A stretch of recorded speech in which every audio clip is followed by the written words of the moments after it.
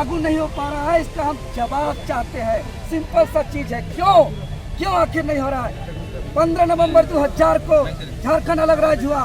8 अगस्त 2002 को बाबूलाल मरांडी के नेतृत्व में बनी सरकार सबसे पहले स्थानीय नीति को परिभाषित किया था और उसमें तय किया गया था कि जिला के आधारित स्थानीय नीति होगा, जिसका नाम या जिसका पूर्वज का नाम अंतिम सर्वे की रिपोर्ट में दर्ज होगा वही झारखंड का निवासी होगा। झारखंड के जन भावना के अनुरूप था, लेकिन 23 नवंबर 2002 को एक याचिका के आधार पर माननीय हाईकोर्ट ने उस विधेयक को निरस्त कर दिया। लेकिन दुर्भाग्य बाबूलाल मरांडी जी इस लड़ाई का कानूनन लड़ाई नहीं लड़े। दुर्भाग्य इस सरकार, तत्कालीन बाबूलाल मरांडी की सरकार विधेयक पर उदासीन रवैया दिखाए और टाल मटोल करते हुए उसको ठंडा अवस्था में छोड़ दिए।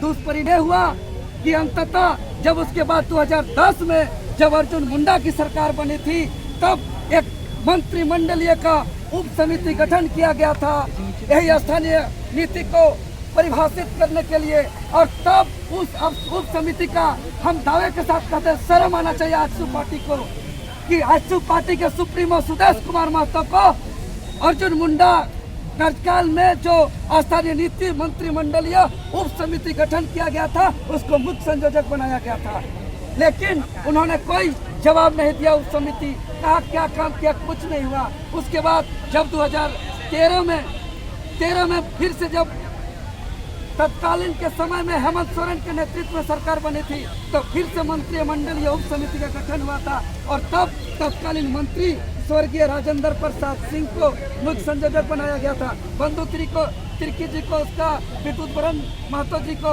ऐसे तमाम गणमान्य नेता को उनका सदस्य बनाया गया था, लेकिन वो लोग भी स्थानीय नीति पर कोई अनुशंसा नहीं किया।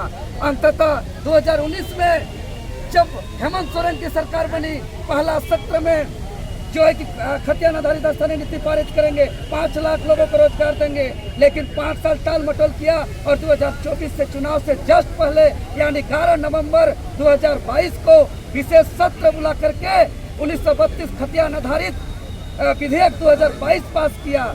लेकिन क्या, और उसी सत्र में यानी 20 दिसंबर 2023 को विधानसभा चुनाव को देखते हुए यहाँ के झारखंडियों को फिर से धोखा देते हुए उसको विधानसभा से पारित किया और आज तक ठंडा अवस्था में है।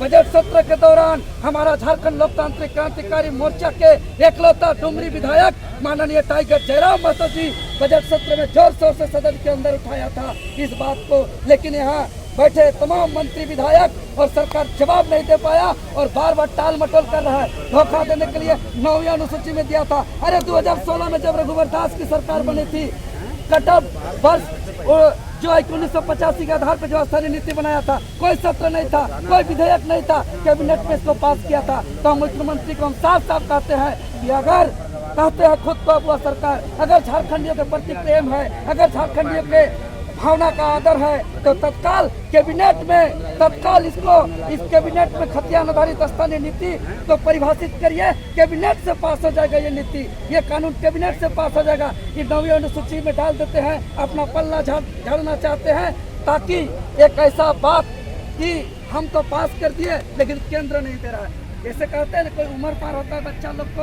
अरे शादी कब करोगे, उम्र हो रहा है, जब पीएससी का वैकेंसी लाए और जो है कि सीजीएल के मामलों पर क्लियर करें और तमाम दरोगा का विज्ञापन लाए और यहाँ पे तमाम वैकेंसी जो भी पड़ा हुआ है लंबित है उसमें यहाँ के लोगों को रोजगार दिया जाए, नौकरी दिया जाए। अन्यथा अभी शीतकालीन सत्र शुरू होने वाला है। शीतकालीन सत्र में ये सरकार का विधानसभा सत्र हम लोग चलने नहीं देंगे। पूरा झारखंड लोकतांत्रिक क्रांतिकारी के बैनर तले पूरे झारखंड के आम आवाम शीतकालीन सत्र के दौरान हम लोग सब सदन में जाने का काम करेंगे।